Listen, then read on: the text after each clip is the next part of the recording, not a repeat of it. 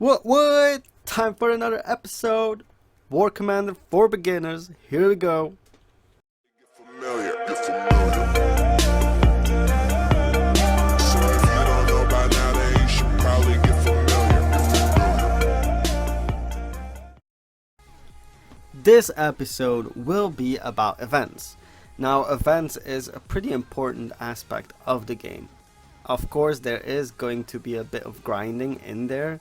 You will need some patience and you will need some dedication to do them, but there's a bunch of them. And soon we will go over every event, but there is the main event, which is monthly. Then there's the Holdout, the Invasion, the Warpath, the Heroes Assemble, which is the newest one. So the first event is the main event, which is monthly, and this is a very important one. First off, to keep up with the game, and secondly, to be able to get units that you didn't before, so to get better units as well. Now, in the first events that you do, you might need to grind a bit extra, and it might be frustrating because you won't be able to finish all the entire event. But yeah, you might have to grind in the beginning, because as further as you get, the more experience you get, and with that experience you can buy whatever you want in the prize list, which changes every event, and that is very important to keep up with the game.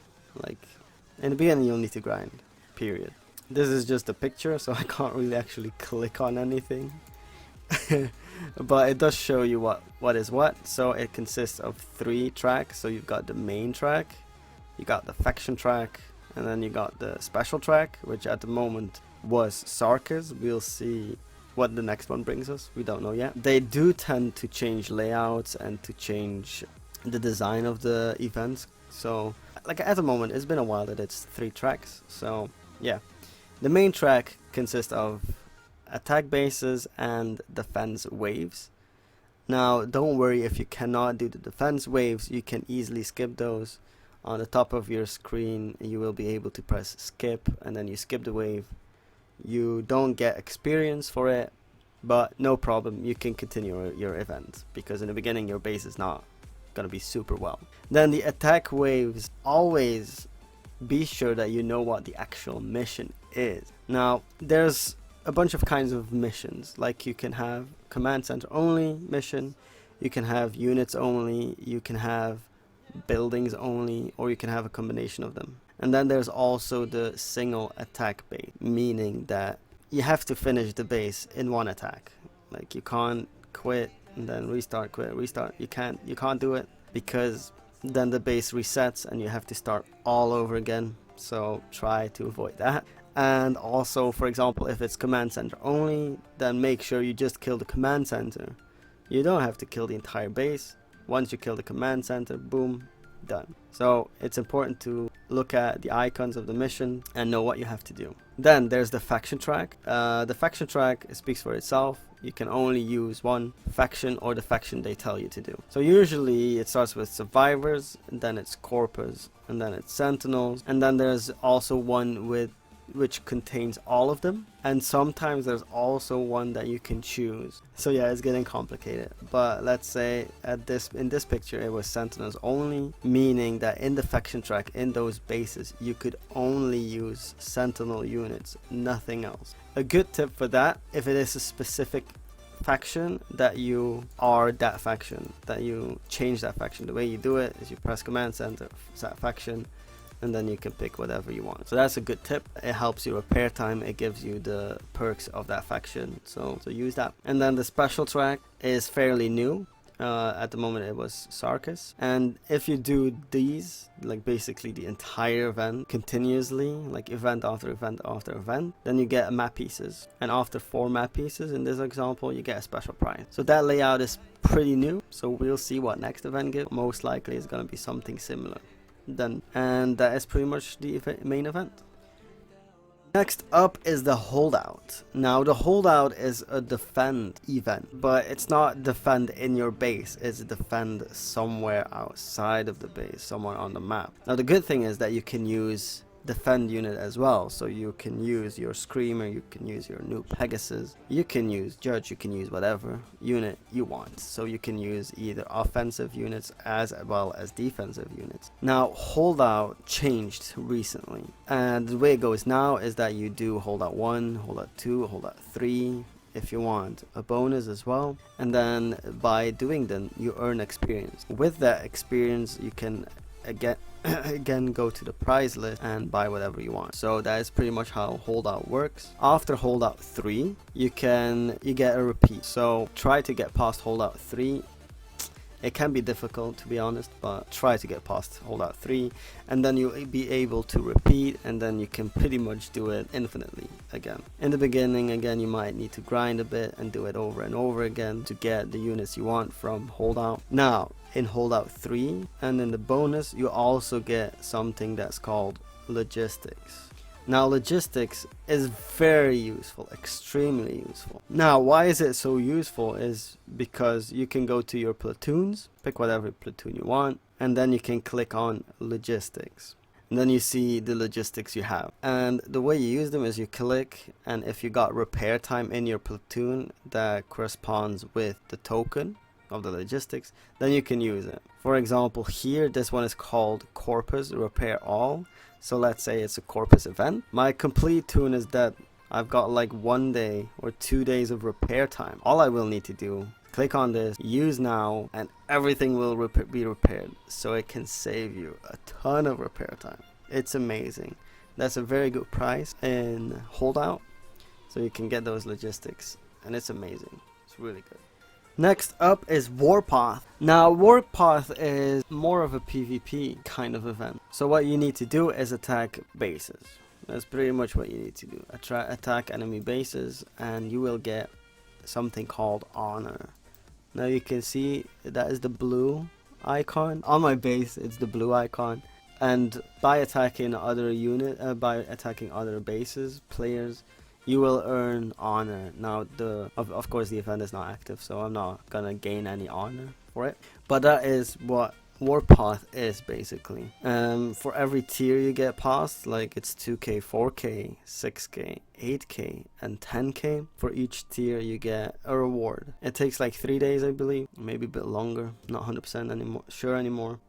So you got the entire time to just gather up all the honor, like go to different sectors, whatever helps, attack those bases, like enemy bases, and you earn honor. It's super simple, like there's not much to it. That's basically it. Now the thing with Warpath is that it is kind of based on what level you are and what level you are attacking. So let's say I'm 46, so I'm attacking this guy, he's level 47, so that's good, I got this, and then I will get a lot of honor for him. But if I attack, let's say this guy, he's only level 32, I won't get as much honor.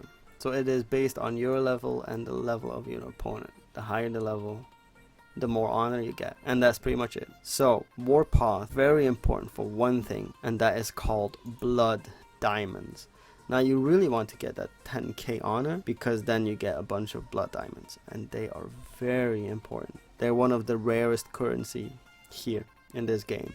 So you can use them by going gear store, as we saw in episode 4, I believe, and then you can exchange with blood diamonds. They are so important, once again, because you can buy tokens for heroes, you can buy special units, you can buy special tech. Yeah, it's very important. So get those blood diamonds, get that honor. Next up is Invasion, which is a pure defend event. So this is actually in your base itself, and your base needs to withstand a bunch of invasion waves. So this one, for example, was back in October with Halloween, the special zombie one. Now what you need to do is, survive. That's all you need to do. So you get each wave and you just need to survive. The thing is that it is time. Like, the longer every wave takes, the more time you will have in the end. And as you can see, every player can do it, and they all get a time, and the better your placement is, the more tokens you will get. So in this one, for example, the top 100 got 21 tokens, and so on. So in the beginning you won't end up very high, but as you can see, everyone in the end does get a prize. The price for doing every wave right now is basically thorium, I believe. Maybe there's also metals, but it's not much special. And then yeah, in the end you get tokens. Tokens are very important in the beginning, especially to get those units up beyond level 10. And yeah, that's pretty much all about invasion. You just need to defend and survive a bunch of waves, and you could put in your base whatever you want. So the last event in this game is called Heroes Assemble Showdown. Now this event is very new. We only have gotten it once, so we'll see how it goes. If they bring it back, we don't know 100% yet, so it's to be determined. Now this one kind of works the same as Holdout, but the difference is you can't use all the units. The only thing you can use are heroes. In the beginning you won't have many heroes, but again, most important was Nick, and then there's also Leonard, the Cerberus one. There was Luke, the Spartan one, also very important. Now this was useful because you could get hero tokens specifically, so it works the same way. You do Showdown 1, 2, 3, 4. I believe after 3 you could repeat, so you could do it endlessly. Then you earn a bunch of experience, and with that experience you could buy hero tokens. They are super important. Those tokens can replace the blood Thor that we just talked about. That is so important. So that was actually a very fun and useful event. So you could do this event in two ways. One way was to survive, just like in Holdout, just to survive the waves and you're done.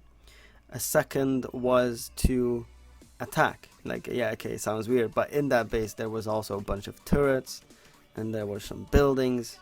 So instead of just defending, which was possible, pretty easy even, you could also attack.